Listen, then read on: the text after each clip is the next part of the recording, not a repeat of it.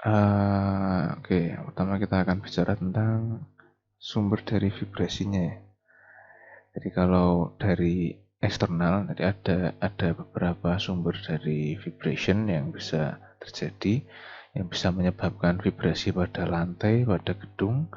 Itu ada beberapa, di antaranya ada dari eksternal, seperti misalkan gedung-gedung yang letaknya itu ada di sebelah jalan tol, atau ada di sebelah rel kereta, atau kadang kalau di bangunan luar negeri, itu kan ada rel atau jalan tol atau jalan raya yang posisinya itu bukan di dasar gedung ya sejajarnya, tapi sejajarnya di lantai sekian gedung gitu kan. Jadi jalan layang atau uh, rel layang gitu kan. Nah, ini untuk getaran-getaran yang seperti ini jarang sekali dilibatkan dalam desain bangunan. Jadi untuk mendesain supaya tidak terpengaruh dengan ini, ya mudahnya dilakukan menggunakan isolation ya pada bagian foundationnya.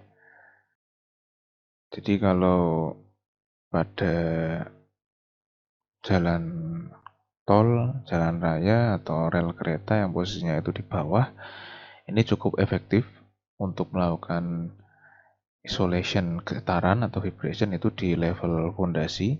Tapi untuk jalan layang atau jalan rel yang posisinya itu sudah melayang ya, sudah melayang di ketinggian berapa seperti itu, rasanya agak kurang efektif lagi. Jadi harus dipikirkan juga, karena biasanya kan ada getaran seperti itu kan di ketinggian, nanti langsung efeknya ke lantai pada bangunan tersebut yang sejajar dengan beban lalu lintas itu tadi. Kemudian ada juga yang source vibration-nya itu dari internal bangunan, seperti misalkan aktivitas permesinan ya. Kayak misalkan ada lift, ada eskalator, kemudian ada traveling cranes. Nah, macam-macam permesinan itu harus dilakukan pembatasan getaran atau istilahnya isolasi vibration itu di sekitar atau di dekatnya pada sumber getaran. Tetapi apabila kita mendesain lantai, struktur lantai, ya yang kita pikirkan tidak perlu sumber getarannya, tapi lebih ke getaran yang ada di dekat lantai yang sedang kita desain itu. Jadi biasanya kan untuk sumber-sumber getaran itu dijauhkan ya dari lantai-lantai yang rawan untuk bergetar. Misalkan ditaruhnya di dasar mesinnya itu ya, mesin, atau misalkan di lantai paling atas dan lain sebagainya. Jadi yang perlu kita perhatikan adalah getaran yang di dekat lantai yang sedang kita desain.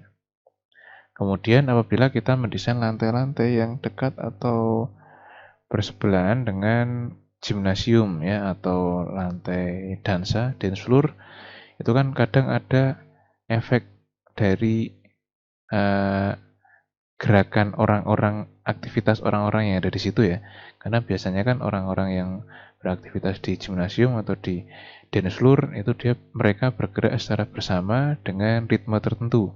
Nah, kalau misalkan ini bisa sambil dibayangkan, misalkan ada sekumpulan orang, sekian ratus atau sekian ribu orang di satu luasan lantai, kalau mereka bergerak tidak teratur, dari tok tok tok tok tok tok, nah seperti itu semuanya bergerak masing-masing tapi tanpa aturan, itu minim terjadi gerakan pada lantai. Tapi ketika ada sekelompok orang yang bergerak secara kompak, nah itu yang membahayakan. Sekelompok orang yang bergerak secara kompak, dia nanti lama-lama akan terjadi resonansi pada lantai itu ya. Saya bisa sambil dibayangkan ya, lantai itu kan agak kaku misalkan. Sebenarnya struktur itu kan kaku, lantai itu kaku. Tapi ketika ada hentakan kaki yang kompak, jadi tap, tap, tap, tap, nah kompak seperti itu dan berulang, itu nanti bisa menimbulkan getaran. Lama-lama bisa getarannya besar, semakin terasa seperti gempa seperti itu. Nah, tapi mudahnya, nah itu adalah aktivitas yang harus diantisipasi. Tapi mudahnya dalam suatu desain bangunan, ada dua situasi yang harus dilibatkan dalam desain. Ada dua situasi yang apabila kita ingin menghitung atau mempertimbangkan masalah vibration ini ada dua ya. Yang pertama situasi atau kondisi orang-orang yang berjalan menyeberangi lantai dengan satu kekompakan atau satu irama, itu frekuensinya itu ada di antara 1,4 Hz dan 2,5 Hz. Jadi antara dua angka itu. Jadi kalau merencanakan satu struktur lantai yang itu bentangnya cukup besar, nah biasanya dihitung juga kerentanannya terhadap getaran, jadi hitung juga frekuensinya ya, karena getaran itu kan notasinya arahnya ke frekuensi. Nah itu kalau misalkan frekuensi lantainya nanti ada di antara angka 1,4 sampai 2,5, maka dia akan rawan untuk bergetar karena akibat aktivitas manusia itu tadi.